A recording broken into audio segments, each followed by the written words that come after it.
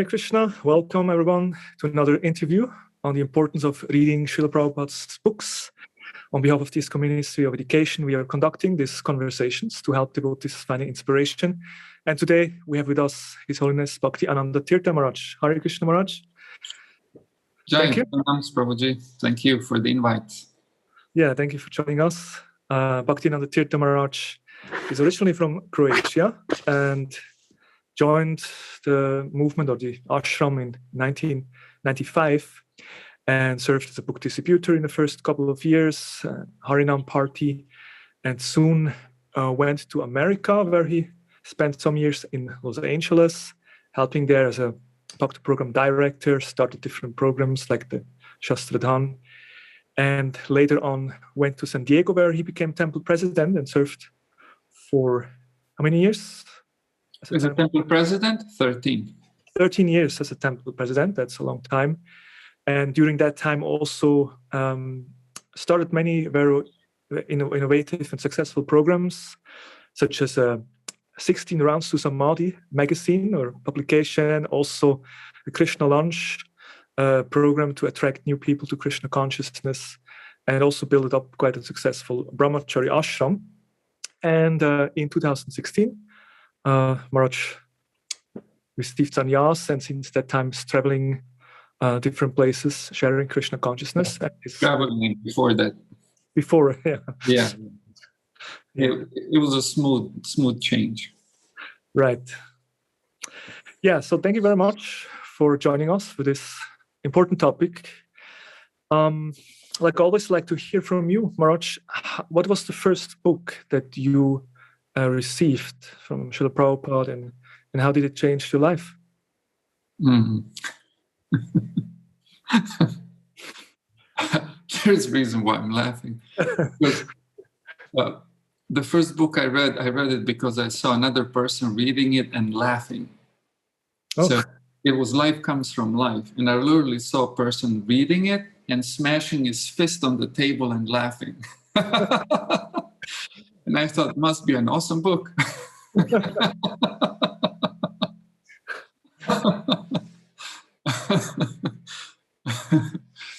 So if I remember correctly, I think that was my first book. Life from Life. Yeah. And that person was a friend, or? That person was a friend of a relative. Okay. Uh-huh. Yeah. And but I met Srila Prabhupada through his literature before, through other friends of mine who were all avid readers in general, but some or other discovered Krishna consciousness and our literature, and they were they liked it. They were impressed. They had lots of positive things to say about the literature, about the books, and they almost competed who's going to complete the whole encyclopedia of Prabhupada's books first, and so that's how I knew about Prabhupada's books, and I had them in my hands, and opened one or two here and there. But first, when I saw that person laughing, I think that was the first book I read. I took that book and I read it. Do you remember anything specific about reading these first pages and hearing from Prabhupada? Of course not. No, joking, I do. Yeah, I do. I don't remember any specific passages, but I do remember. So this was in the 80s, 1980s, right? And there was so much talking, at least that was my impression. There was so much talking in the media, and the media back then was only television. So much talk about science and the advancement of science and the promises of science, that science will accomplish this, that, the other thing. I remember a bunch of times being mentioned the idea and the efforts of freezing peoples who are going to be unfrozen when the medicine or formula for for eternity, for eternal life gets discovered, and like that. There was a lot of talk about science, and I don't know where I dragged that attitude from, but I really didn't like it. I was more of a naturalist. For me to take birth and die was a natural thing. Everything around me was born and died. So, and all this conserving food, like putting food into tin cans, and that was, to me, that was quite bizarre. And so I had a great dislike towards it. And of course, I was just a teenage boy. Typically when you're a teenager, you don't have a whole lot of intellectual ammunition or, properly processed information in your brain to make any kind of solid conclusions about anything, really. Hope I'm not offending any teenagers right now. Irritating. But I did, for some reason, dislike. I had great, deep dislike towards those messages. So when I was reading "Life Comes from Life," I never occurred anyone before challenging that thought. Boiling down the whole existence to mere mechanics, biological mechanics or chemical mechanics, but just mechanics, reducing everything to mechanics. To me, that was super unpalatable. And so now to read a book where that is being challenged and in such a provocative ways. And when you're a teenager, you got some rage in you and hormones and stuff. So I liked it a lot. So you had immediately some appreciation for Prabhupada's boldness and straightforward preaching. Straightforward boldness. I don't want to be now thrown into a category of one of those who to me that's a way oversimplification. Like you're bold and straightforward, or you're not bold and not straightforward. Like these are bizarre categories. I mean, reality is multi-leveled and super complex, and so was Srila Prabhupada and his writings and attitude towards everything. And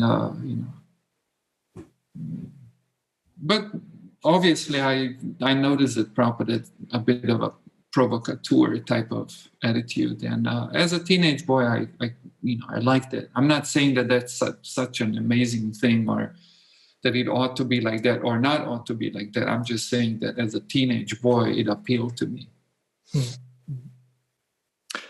And then it took some time, and later you joined the ashram. What was the reading culture at that point? You were immediately reading a lot, or that came to a later point in your life? Well, I discovered reading quite early, we could say.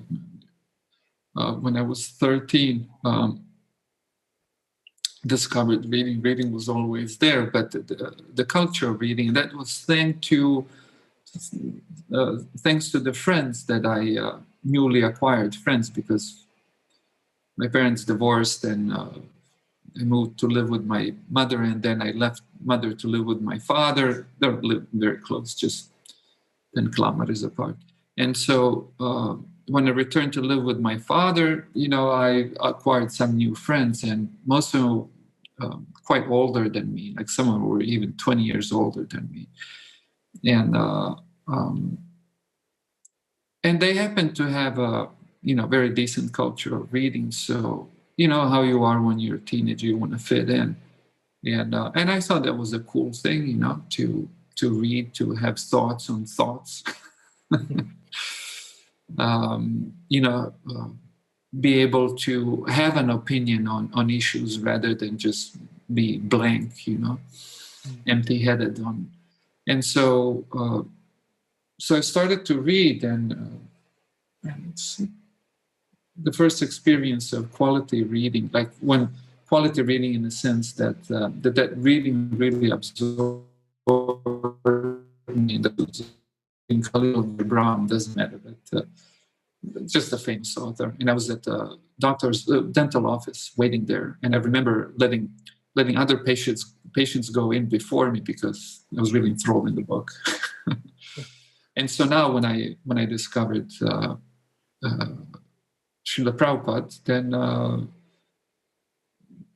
I read quite a bit. I mean, I've read nearly all of Prabhupada's books before I started to practice Krishna consciousness or move into the ashram.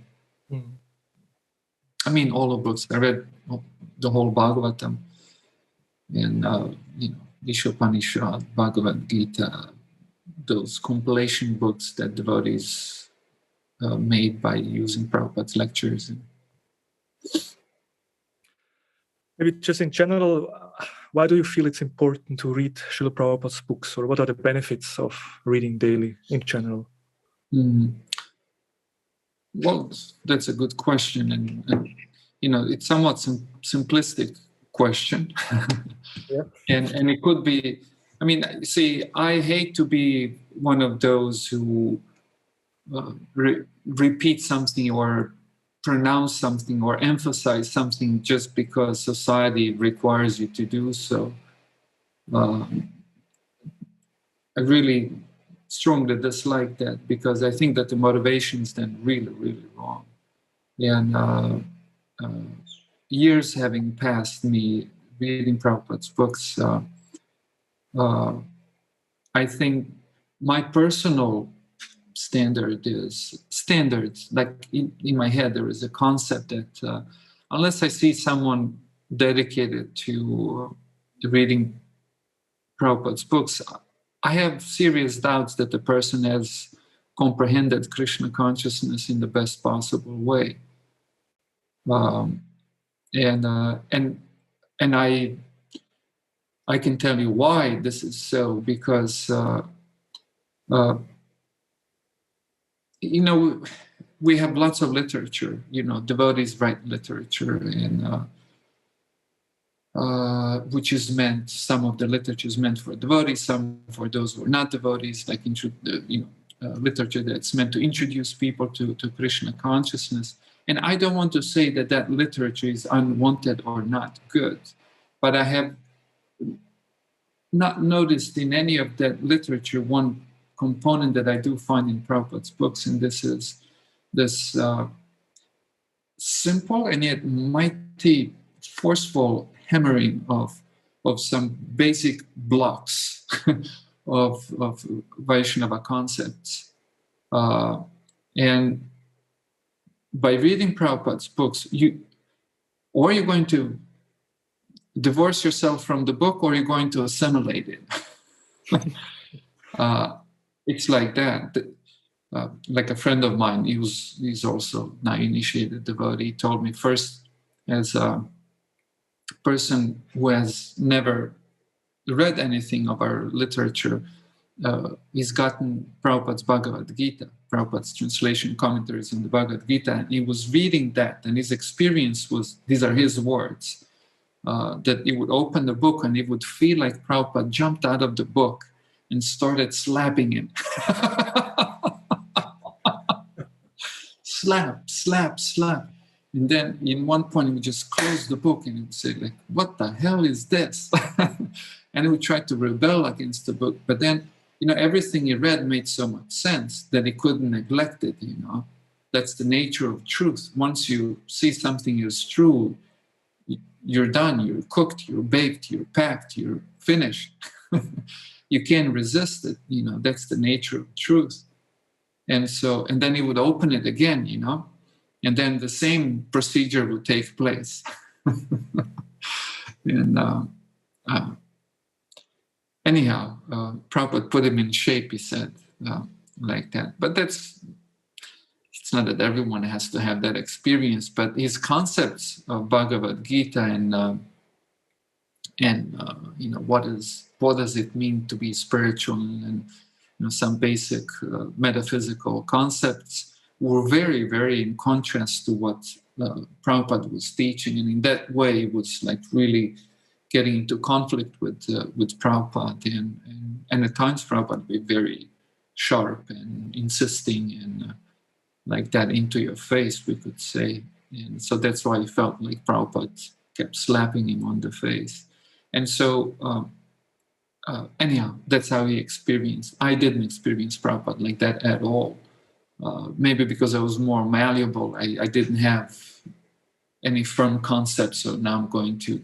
No, what Prabhupada, what I was reading of what Prabhupada wrote made instantly so much sense to me. It was sort of synchronizing my other experiences and thoughts, ideas, and like that, putting them all in the right context. And so that's the value that I find in Srila Prabhupada's books, these basic concepts being like really, really established, like powerfully, intensely, boldly. Hard to confuse anything like that. Now, in regards to, and this might be very controversial, and you're going to put this on the internet, and I'm sure I'm going to get some, quick people who don't like to think much immediately react. But there are different audiences, that Prabhupada's books may go to, and at times, having lived in different parts of the world and having noticed different sensitivities of people, I myself would sometimes resort to create initial contacts for people with Krishna consciousness, not through Prabhupada's books necessarily, not always, but sometimes. I mean, I can give you just brilliant examples like that. But my standard was always like, okay, if I introduce this person to Krishna consciousness, to me, I have not done good unless I have developed in that person deep interest in reading what Prabhupada wrote. So you're saying that you sometimes kind of try to prepare a person before they start reading Prabhupada's books that they want to learn. Yeah. Because I have had so many experiences of people picking up Prabhupada's books and reading something which is, socially super unacceptable to these people. I mean, I had people throw books at me, Like, I'll give you one example of a woman from England. Nothing against English people. She took Raja Vidya, and she was perusing the book, and then she just couldn't handle it. And then her ultimate, the last argument was the thing that was like really bothering. Why king of knowledge? Why not a queen? And then she threw the book on the ground, like that. So, and loads of such experiences, and even of people crying, like they, developed some interest and then they read something which in their context, in their head, in modern times, it's like very difficult to understand or comprehend or let alone accept. And then you start to weigh, what to do now with these kind of people. It's not that everyone's like that, but it depends where you go. In some places you get more, in some places fewer people of that sort. Like that. Anyhow, Prabhupada did say that we should all write literature to introduce people to Krishna consciousness. But again, I'm not saying this because I want to be an obedient follower and be recognized within the society as a good devotee. He has promoted our icon, Srila Prabhupada. No, I'm really saying this because I do mean it, namely that these elementary blocks of Krishna consciousness are really super clearly given by Srila Prabhupada and forcefully. Like that. So for me, that's kind of a standard of success. Well, it's never success just because you read the book. The journey continues, but it's a good mark on the road that you have gotten far. In San Diego, you established this Krishna lounge, like a lounge, like a preaching center, or like a place where people get introduced to Krishna consciousness. So I guess there you also had a lot of experience Do you have any general advice? As we know, there are these controversial maybe statements sometimes in Prabhupada's books, how to deal with it, how to prepare people to be ready for Prabhupada's books. Look, our most sold books are not written by Prabhupada. They're spoken by Prabhupada, but compiled by devotees, like Science of Self-Realization, for example, or Life Comes from Life. I mean, on the book says the author is Srila Prabhupada because it's Prabhupada's words, but devotees chose those words. And I think, you know, as we go from culture to culture, from time to time, as the, you know, sensitivities of people change and their ability to tolerate something, get over something, then I think we would do good to use Prabhupada's words, to continue to use Prabhupada's words selectively to bring these people closer. And I mean, by the way, that's what Prabhupada did.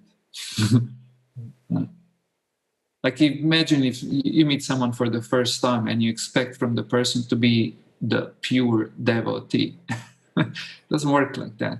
You need to give the person some time and space to grow. And you first give him things that the person can assimilate.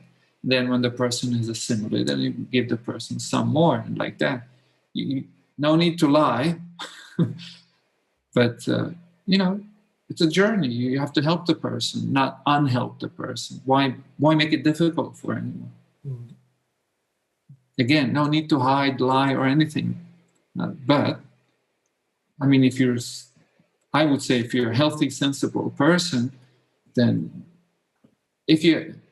whether you're having a conversation or trying to help someone, you're going to give the person the information that the person can assimilate. And once the person has assimilated the matter, you take it a step further. Yeah, makes sense. Now, you as a sannyasi and as a preacher in ISKCON, you're dedicated to Prabhupada's mission, sharing the wisdom Prabhupada gave us. Now, it's also said that when we read Prabhupada's books, we had a deeper understanding, a better understanding of who Prabhupada actually was. And we speak of this mood and mission, understanding Prabhupada's mood and mission. Would you like to share some realization or thoughts on that? What does it mean to understand Prabhupada's mood and mission, reading his books? Yeah, I mean, you know, to have a like a very clear conversation, I would have to ask you, what do you mean by mood and mission? Like, what are you referring to? I don't know. These are like very broad terms. And to what extent should one need to understand author's mind to assimilate the matter? Or can you just assimilate the matter without understanding the mind of the author? I mean, you'd probably do better if you do assimilate some of the, understand some of the desires, the workings of the mind of the author. But looking from a Krishna conscious point of view, I mean, who can assimilate such a wide and deep person as a devotee of the caliber of Srila Prabhupada is? Who can assimilate that? You ought to become like Prabhupada. So, but that is sort of our mission, you know. We practice Krishna consciousness, which includes reading the literature, trying to assimilate the matter, and with our realizations, with our journey, we understand better as the time goes on. I mean, if you think how often Prabhupada had to remind the first devotees, his disciples in the beginning, that these books are not merely for selling. What kind of beginning is that? You know, like, okay, this needs to be sold. That's it. Don't read it. So obviously, you know, here we have a huge gradation, you know, from just trying to sell the books and and not wanting to know the content, and then you go on to read the content and then think like, what is this? What is this content telling me? And we see that even amongst devotees who have spent their whole lives reading Prabhupada's books, there's always room for discussion and even opposing views. Typically not on major, what I was speaking of earlier, the basic blocks. I never heard anyone discussing that.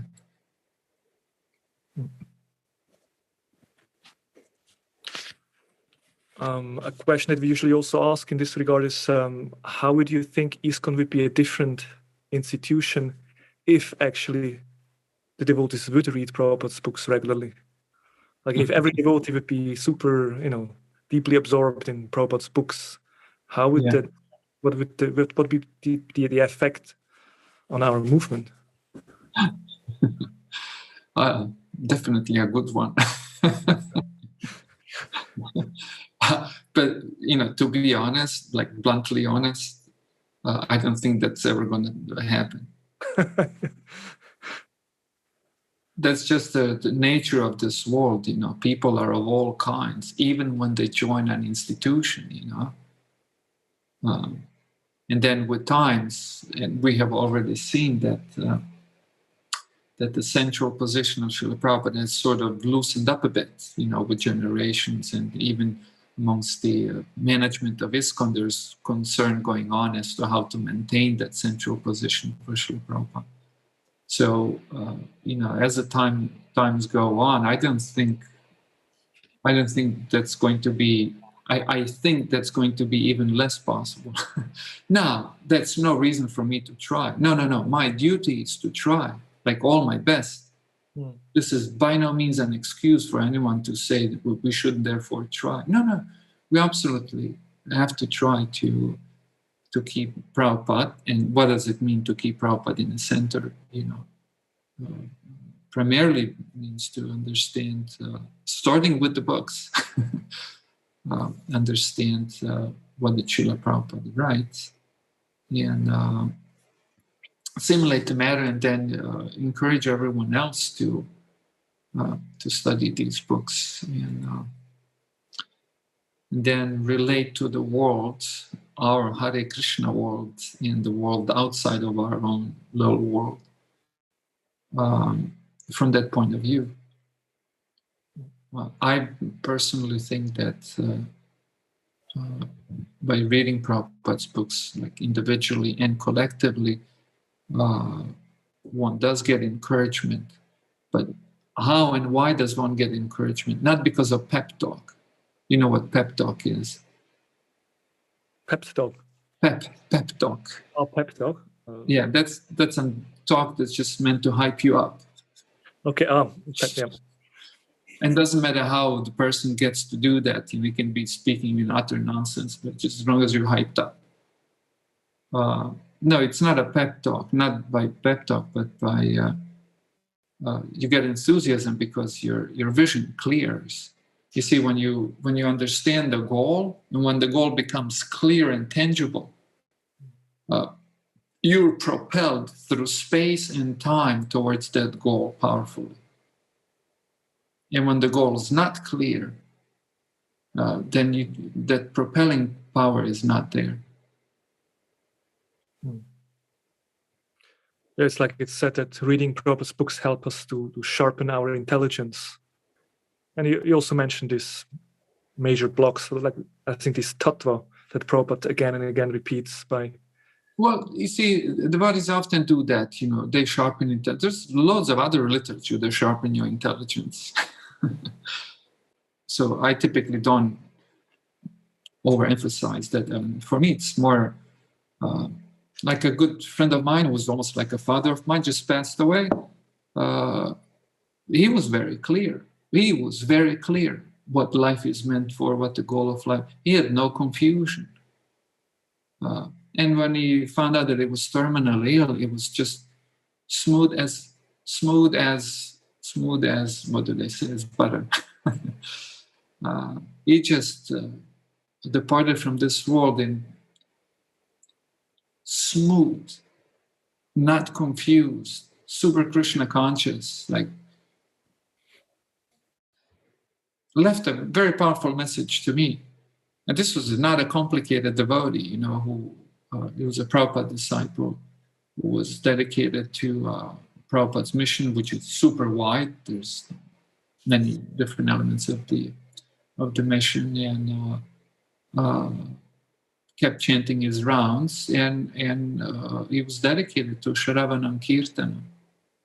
Now, I don't want to say that everyone has to dedicate the same amount of time to Shravanam and Kirtanam, hearing and speaking, chanting, glorifying, because we're not all the same. Some are Brahminical, some are more Kshatriya-like, some are Vaishya-like, some are Shudra-like. So you can't slam a same standard on everyone, but generally to invest some time, some significant effort into Shravanam and Kirtan, specifically the books that Srila Prabhupada gave, and I didn't. Rajendranandana Prabhu, I'm not sure if you knew him, but he was a super not confused person. He was very clear. I'll give you an example. There were a few times, we lived through Y2K and several of these catastrophes that were about to happen, taking over the world by the elite of a few, and man, we lived through all kinds of things, And every time this would come up, he would not disregard this as a possibility. And then once I remember, he said, "Oh, I have to prepare," and it was super serious. And I was thinking, my God, how is he going to prepare? Maybe I should ask him. So I prepared myself too for catastrophe. And said that he was going to go chant Hare Krishna. He meant it. It wasn't just like, it wasn't like you don't understand the problem or oversimplify the problem and then just have a super simplistic solution. No, he understood the complexity of the problem, so much so that he clearly understood how absorption in Krishna consciousness is the answer to it. That every darn thing comes and goes. And it's here meant to distract you from that which is important. And he was never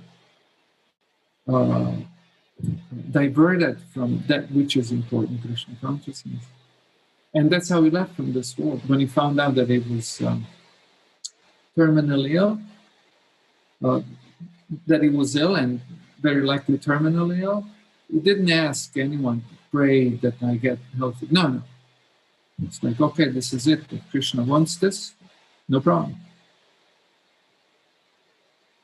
That's a person with a clear goal who was propelled through, and he wasn't a sannyasi, he wasn't he was a grihastha, a wife, and one child, one son. And they lived like sadhus, very simple. Yeah, that's a very encouraging example. Yeah. Maharaj, would you like to share a few tips or like support for those devotees who struggle sometimes with reading? Maybe they don't have found that taste in reading or don't find time. What would you suggest to overcome some obstacles in reading? Well, that's a super broad question because that's nearly impossible to answer because it's so broad you can't even tell what is it getting at, because there's billions of reasons why. No, this is part of the answer. Sorry, I'm not I'm not trying to get you to modify your question. I apologize. There are unlimited reasons why would one experience some kind of obstacle to reading in general, and specifically to reading Prabhupada's books. So that would have to be addressed, from person to person. I mean, I have one devotee friend who is, by all descriptions, we would file him into the category of a Shudra. This is the sweetest of persons you can meet, and a very dedicated devotee. But his intellectual capacity is very minute. It's small. It's tiny. And so to expect from this person more than to read a couple of sentences, even when he reads so slow. Like his ability to just technically read is underdeveloped. But he received an initiation, and I wasn't the one who recommended him for initiation, but had they asked me, I would have recommended him for initiation, like that. So, depends what we mean by this obstacle. It's not one obstacle for everybody, and it's not even fair to expect everyone to have same standards, because reading Prabhupada's books, even though devotional service, it's intellectual devotional service, just like cooking is a culinary devotional service.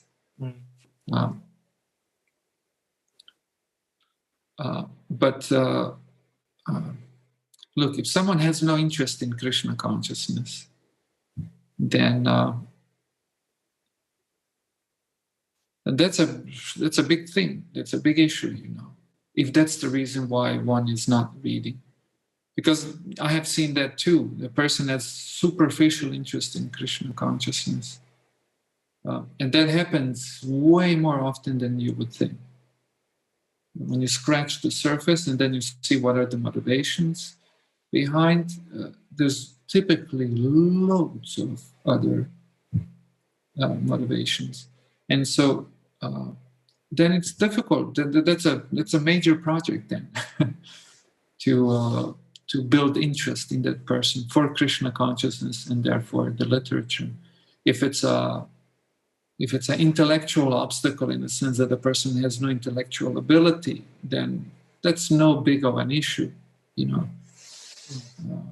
that person can read here and there something, or like this devotee that I mentioned, like he goes to classes regularly, and he has no ability to discuss in details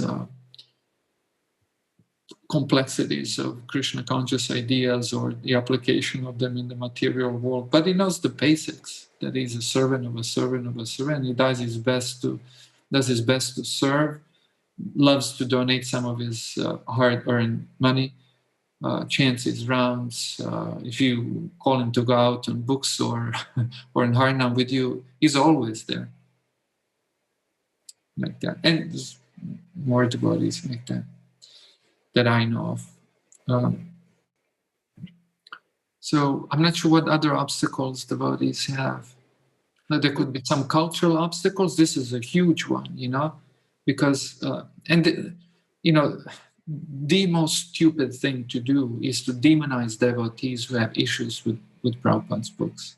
That's a really stupid thing to do. Always a demon, But you have to understand that we all have attitudes towards ideas, towards phenomenon, towards phenomena, towards everything, because we're a complex product of all varieties of experiences we have through life and our interpretations of these experiences. And so we have formed opinions more or less, or in some cases more, in some cases less rational, but we do have opinions. And that's not something that can be changed all of a sudden, And so instead of merely demonizing people, you have to help them, get over these obstacles. And now that's again very complex issue. It goes from person to person, from from one cultural group to another. You raised a very interesting point, Maharaj, that for some people maybe they don't read so much just because it's maybe not so much their nature to intellectually absorb, but they understand and they are actually Krishna conscious, whereas some devotees maybe actually not have so much interest in Krishna consciousness or the philosophy, which is a bigger problem. Yeah, but it's an important point that we understand not everyone will be able or willing to read hours and hours for every day. It's not a cup of tea. At the same time, it's part of our devotional service to read from time to time, to be in touch with Prabhupada's books and Prabhupada's message. All right. Any final message? Or, I mean, of course, one question is also there, how to apply it. It's a big question, how to apply what we've heard. Or any other final message you would like to share with us, Maharaj? How to apply? Yeah, we can. You ought to be super bold. I mean, that is a challenge, you know. You have to some, I would say, a bit of an adventurous spirit. You know, you can't be the one who constantly seeks the comfort of status quo. Like, if you're on the path, being on the path means you're changing, you're moving, you're leaving the space where you are to move into a new space. Of course, here we're not speaking of physical movement, we're speaking of ultimately spiritual movement, right? Your concepts and so on. And in order to do that, one needs to have a bit of an adventurous spirit.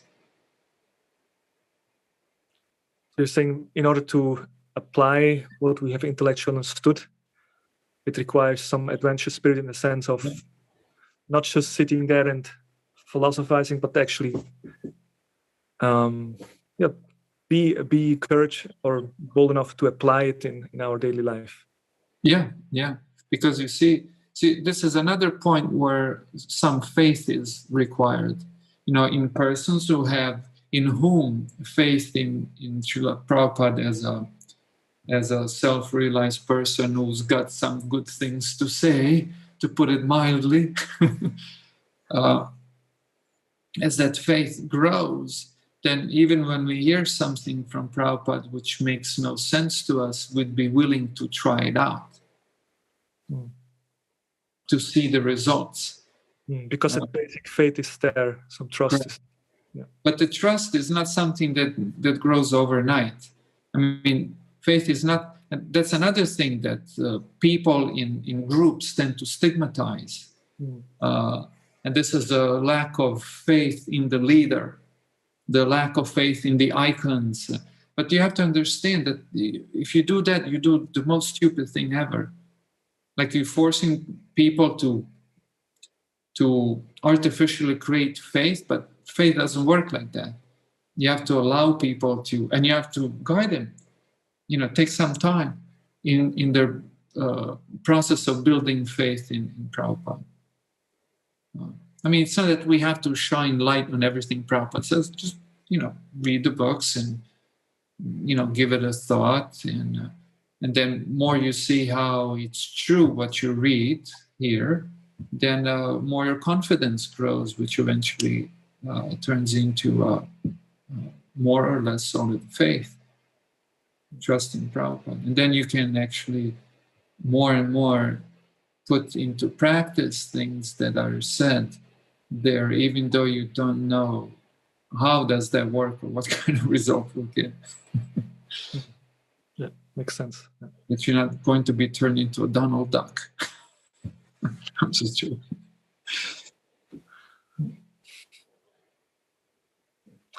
All right. Any last message to us? I hope this is not the last message. That's my last message. This interview, at least.